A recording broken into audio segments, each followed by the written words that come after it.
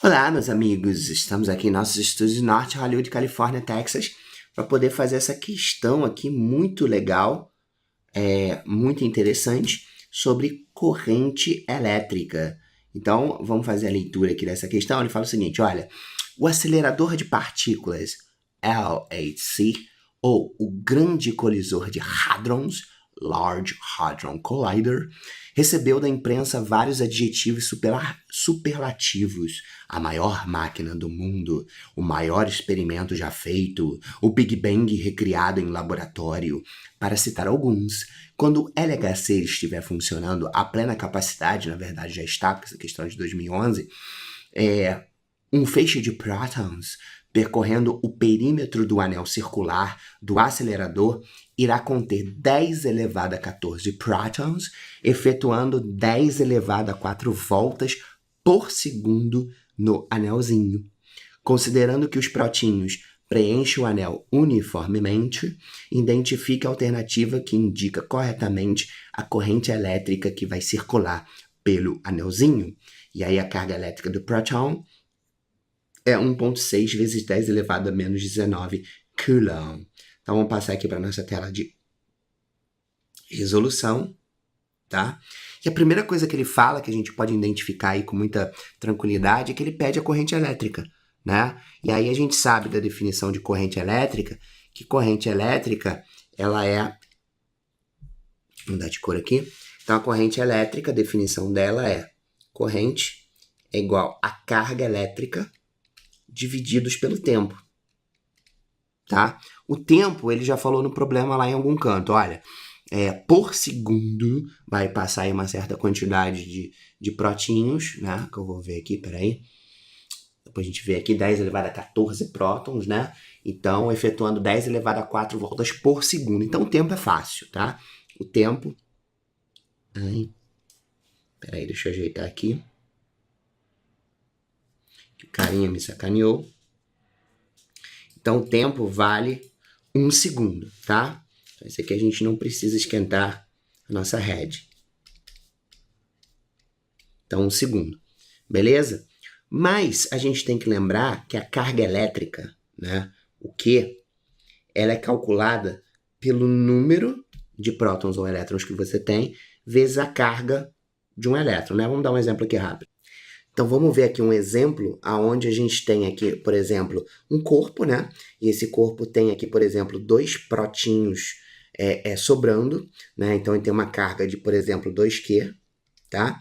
Então, isso significa que ele tem, por exemplo, 102 prótons e 100 elétrons. Ele tem uma carga de mais 2Q porque ele tem 2 prótons a mais do que os elétrons. Então, para eu saber a carga total, em termos de número, né? Eu vou pegar a carga de cada um, né? A carga de um próton, obviamente, é aquele número escroto que ele deu pra gente.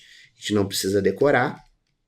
1,6 vezes 10 elevado a menos 19. E, obviamente, eu vou multiplicar isso por 2, porque são 2 que eu tenho a mais. Se fossem 3, eu ia multiplicar por 3. Se fosse 4, eu ia multiplicar por 4.